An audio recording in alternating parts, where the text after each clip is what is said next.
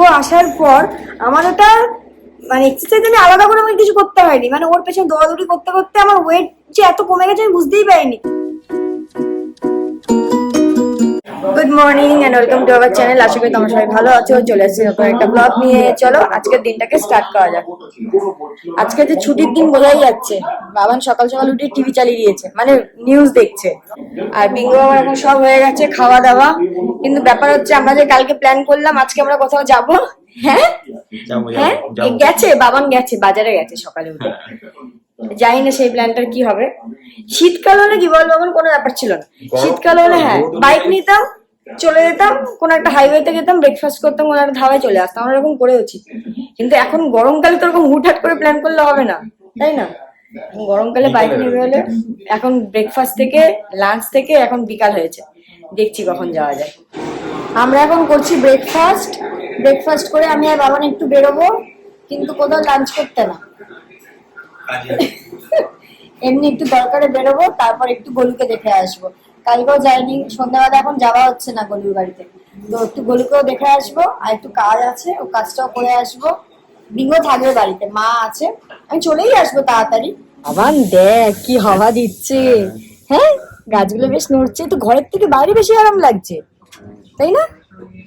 আমি, বাবান আর বিঙ্গো এখন ব্যালকনিতে দাঁড়িয়ে আছি। একটাই জ্ঞান, কারণ হচ্ছে দিদি এখন ঘর যা দিচ্ছে। বাট সিরিয়াসলি বলছি, আমি বাইরে বেরালাম এখন, এত সুন্দর হাওয়া দিচ্ছে না। ওই দেখ, ওইটা দেখে বোঝা যায়, আমাদের এই পতাকাটা দেখে বোঝা যায়। দেখ বাবা, আমি ঘর থেকে থাকলে জানলাটা তো যদি পর্দাটা সরানো থাকে, পতাকাটা দেখলে বুঝি যে বাইরে হাওয়া দিচ্ছে। ও হ্যাঁ, গরম তো আছেই। আজকে মা রান্নাঘরে গেছিলাম আমি খাবারটা, কিন্তু মা দাঁড়িয়ে ছিল জানিস তো আজকে। তো মা বিঙ্গোর কথা বলতে বলতে মা একটু কেঁদে দিয়েছে, বলছে বাড়ি চলে গেলে কষ্ট হবে আমার, ওকে দেখতে পাবো না। আমি বলছি নিয়ে যাও বিঙ্গোকে তোমার কাছে, বলে হ্যাঁ দিয়ে দে আমার কাছে, আমার কাছে থাকবে। আমরা এই বেরালাম। আমরা জেনারেলি বাবির বাড়ি গেলে বাইকেই যাই, এখান থেকে তো এতটুকু 15 মিনিট। বাট আজকে বাইরের যে অবস্থা, বাবান বলছে সানস্ট্রোক করে যাবো যদি বাইক নিয়ে এখন বেরোই, মানে খুব গরম, তাই জন্য একটু গাড়ি নিয়েই যাচ্ছি। যদিও বাবিদের বাড়িতে পার্কিং এর মানে বাড়িতে পার্কিং নেই, ওর বাড়ির পাশে যে ওর ফ্ল্যাট আছে ওর গাড়ি ওখানেই রাখে। কিন্তু আমরা তো এখন ফ্ল্যাটে রাখলে ওখান থেকে আর হেঁটে হেঁটে আসতে হবে, এই গরমে আর হেঁটে আসতে ইচ্ছা করছে না। তো ওদের বাড়ির পাশে মানে বাড়ির একটু আগে একটা ক্লাব মতো আছে, ওর সামনে গাড়ি রাখা যায়, তো আমরা ওখানে রেখেই যাব।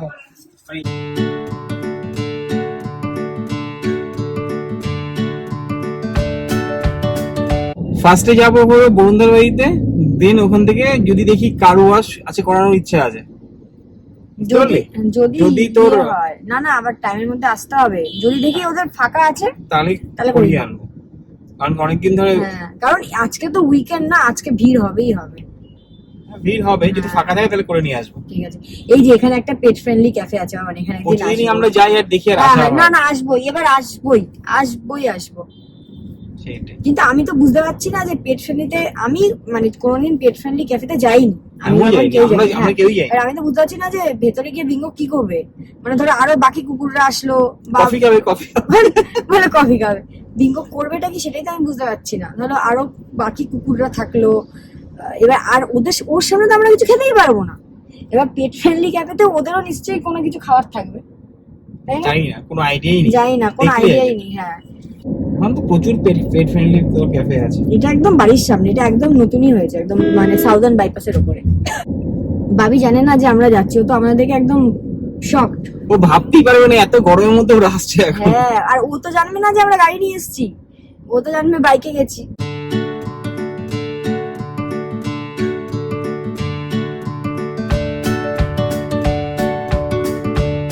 ওরে বাবা, গাড়ি পার্ক করে হাঁটছি এখন আমরা একটুখানি, যদিও বাট দেখো তাও এখানে প্রচুর গাছপালা, মানে সেই রোদের তেজটা লাগছে না। মানে এই যে পুরোটা রাস্তা দাও তোমাদের দেখাই, এই যে পুরোটা রাস্তা, পুরোটাই দেখো গাছ, পুরোটাই গাছে মানে পুরোটাই হচ্ছে গাছ।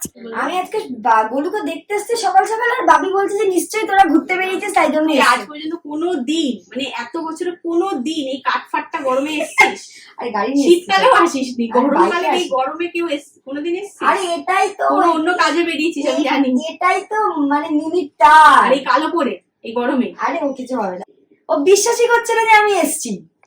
ভেবেছে নিশ্চয়ই কোথাও ঘুরতে ঘুরতে যাবো, তাই জন্য ওকে মানে দেখা করতে এসেছি। এই গরমে আর কোথায় না ঘুরতে না, যাবে? সোনামা এখন ঘুমাচ্ছে, যখন বিকেলে আসতিস, আর নাহলে এসছিস যখন থেকে যা, রাতে যাবি। ও বাবা, বিঙ্গো আছে বিঙ্গো কি বাড়িতে। করবি? এই দেখ আরে কাকিমা কাকু তুলে আছে। দিয়েছি, দেখ তুলে দিয়েছি। শুনতা শুনতা শুনতা আমরা একটু রাস্তায় দাঁড়ালাম, ওই যে গাড়িটাকে দাঁড় করিয়েছি, তো সামনে দেখলাম এক জায়গায় পেয়ারা মাখা বিক্রি হচ্ছে, মানে পেয়ারা মাখা বিক্রি হচ্ছে না, পেয়ারা বিক্রি হচ্ছে, তো ওখানে মেখেও দেবে বললে। তো যাচ্ছি এখন। বাবান বলে তোর কি শখ, এই গরমে তুই গাড়ি থেকে নেমে পেয়ারা মাখা খাচ্ছিস? ছোট না একটা, কি দেখে বল? না না এই মোটামুটি ডাসা দেখে নে, তুই নে না। বাবান তুই ভালো জিনিস খাচ্ছিস, ডাব খা খা। আমি বাবির বাড়িতে গিয়ে আমুল কুল খেয়েছি না, এখন আমার জলের টেস্টটা চলে গেছে। খা খা। এই মিষ্টি খাবি একটু? না, আমার পেয়ারা মাখা পেয়ে গেছি, আমার দেখেই আমার, তুই খাবি না তো? অল্প হয়ে যাবে। হ্যাঁ, আর এই যে বাবার নারকেলের শ্বাস নিয়ে এসছে বাড়িতে করে। আমি চলে এসেছি, এখন আমি যাচ্ছি ওপরে, আর বাবার নিচে হচ্ছে ওর বন্ধু বান্ধব পেয়ে গেছে, বলে যাই একটু আড্ডা মেরে আসি, আরো চুলটা একটু কাটাতে যাবে, তো একেবারে মনে হয় কাটিয়েই আসবে। নিজের ল্যাজ ধরতে পারছিস না, ও নিজের ল্যাজ ধরতে পারছে না, তাই রেগে যাচ্ছে। ভিঙ্গি এ দেখো এ দেখো, নিজের ল্যাজ ধরতে পারছে না ও। ঠিক আছে এবার, এ নিজের ল্যাজ নিজে খাচ্ছিস কেন বাবা? নিজের ল্যাজ ধরতে পারছিস না। আমি এই জাস্ট স্নান করে আসলাম, এখন বাজে 2:10। বাবার এখনো আসেনি চুল কাটিয়ে। মা তুমি খেয়ে নাও, বাবার কিন্তু দেরি হবে, খেয়ে নাও। বাবা খাবার হয়ে গেছে তো? মা খাবে না, মার জন্য একটা তাড়া লাগে না, খেয়ে নাও। খাবেই না, যতক্ষণ 3-4টে হলো 4টে অব্দি বসে থাকবে। আর বাবানের উইকডেসটা কি বলতো, টাইম পায় না না, আর উইকেন্ডে সব সেখানেই ভিড় হয়, ওই জন্য আমি কালকে কি কেট কাটিয়ে এসেছি। তো যাই হোক, গেছে দেখি অনেকক্ষণই হয়ে গেছে, বলো 8 ঘন্টার উপরে হয়ে গেছে না? 8 ঘন্টার উপরে হয়ে গেছে, হ্যাঁ। তো আসলে দেন আমরা লাঞ্চ করব, আজকে লাঞ্চ করে একটু রেস্ট করব, বিকালে তো বাবান বললো বেরোবে, দেখি। Good evening and welcome back to our channel. আজকে আমি আর বিঙ্গো দুজনেই দুপুরে খুব ঘুমিয়েছি। এবার কি করছে দেখো উল্টে, এবার আমার ঘুম ভেঙে গেছে, আমি সোফায় শুয়েছিলাম, বিঙ্গো হচ্ছে নিচে শুয়েছিল টেবিলে। বিঙ্গো তাকিয়ে দেখছে, আমি বলছি ও তাকিয়ে তাকিয়ে দেখছে, ঠিক আছে। আমি নিচে, ও নিচে শুয়েছিল, আমি উপরে শুয়েছিলাম। এবার আমার ঘুম ভেঙে গেছে, আমি একটু একটু চোখটা খুলে দেখছি বিঙ্গো কি করে। ও কিচ্ছু করে না, কিন্তু আমরা যদি জেগে থাকি তাহলেই ও যত দুষ্টুমি।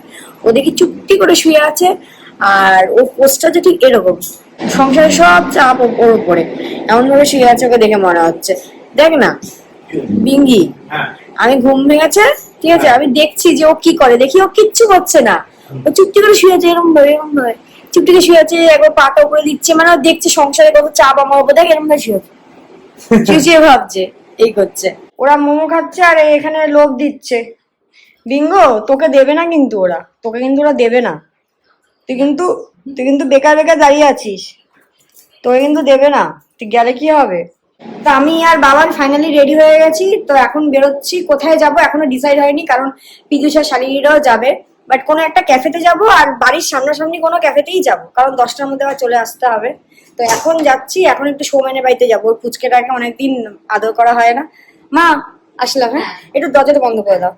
তো এখন একটু সৌমেনের বাড়িতে যাবো, তোর পুচকেটাকে অনেকদিন আদর করা হয় না, তো পুচকেটাকে একটু আদর করবো।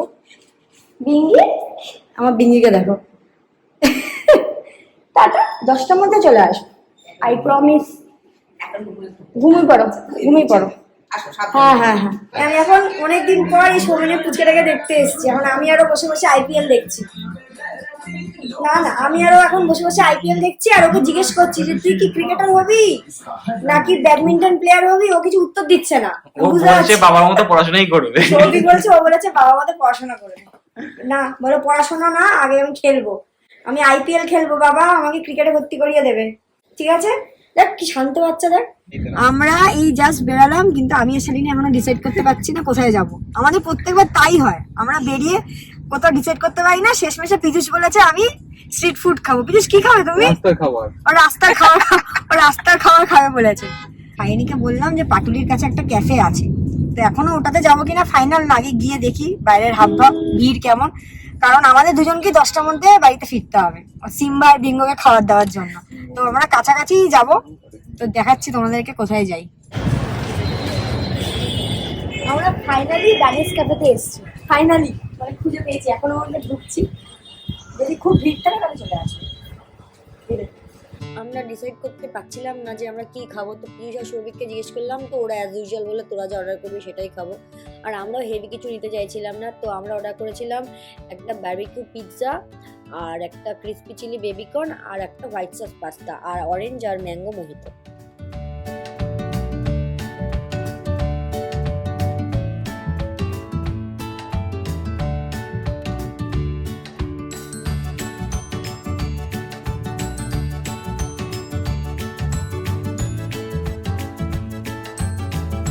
আমি এই বাড়ি পৌঁছে গেছি, এসে ওপরে আসলাম একটু।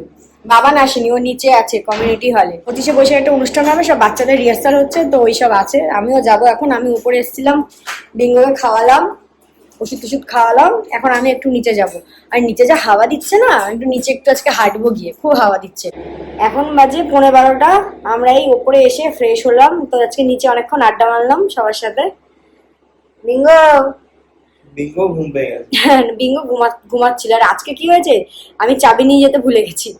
তারপর মাকে ফোন করলাম, আবার মারা শুয়ে পড়েছিল, মাকে আবার ফোন করলাম, মা একটু দরজা খুলে দাও, বেল বাজাবো না, কারণ বিঙ্গো যদি ঘুমায় না, বেল বাজানোর আওয়াজ শুনলেও একদম লাফিয়ে ওঠে। ও বাবা, বাবার দরজা খুলেছে, দেখি বাবু চোখ খুলে ট্যাপ ট্যাপ করে তাকিয়ে আছে, লাফালাফি শুরু করে দিয়েছে। তো যাই হোক, আজকে বাবার আমাকে অ্যাটলাস নিয়ে গেছিল, বাট যেই ক্যাফেটা গেছিল না, আমার খাওয়ার অতটা ভালো লাগেনি। আমার খাওয়ার অতটা ভালো লাগেনি। ফার্স্ট টাইম গেছি এই ক্যাফেটা, কোনদিন যাইনি। তারপর বাড়ির সামনে ছিল বলেই গেছিলাম, আরো যাতে তাড়াতাড়ি চলে আসতে পারি 10টার মধ্যে। তো যাই হোক, আর মানে ফার্স্ট টাইম গেছি, কোনো মানে জানতাম না যে কেমন হবে। আর রিভিউ দেখলাম, মানে খারাপ ছিল না, বাট আমার পার্সোনালি ভালো লাগেনি। তো যাই হোক, আর আজকে আমাদের ওয়েট মেশিনটা খারাপ হয়ে গেছিল, তো আমি একটা ওয়েট মেশিন কিনেছিলাম বিঙ্গোর ওয়েটটা যাতে চেক করতে পারি। ওর ওয়েট কি চেক করবো, আমার ওয়েট চেক করেছি, আমার ওয়েট দেখলাম 55.5। বিশাল ব্যাপার। মানে আমার ডিসেম্বরেও আমার ওয়েট ছিল 61.66 ছিল। এবার তখন ডিসেম্বরে অনেক মানে আমাদের এখানে খেলা হয়, ওইসব খেলে টেলে আমার একটু কমেছিল। কিন্তু বিঙ্গো আসার পর মানে আমি তখন এক্সারসাইজ করিনি, কিন্তু বিঙ্গো আসার পর ওটা বাবার ওই দেখ ছিঁড়ে দিচ্ছে, ওই দেখো সব ফেলে কি অবস্থা করেছে, বাবান যা ধর দেখ। কিন্তু বিঙ্গো আসার পর আমার ওটা মানে এক্সারসাইজ আমি আলাদা করে আমি কিছু করতে হয়নি, মানে ওর পেছনে দৌড়াদৌড়ি করতে করতে আমার ওয়েট যে এত কমে গেছে আমি বুঝতেই পারিনি। লাস্ট আমি করিয়েছিলাম তাও মনে হয় 1 মাস আগে, তখন 57 দেখেছিলাম।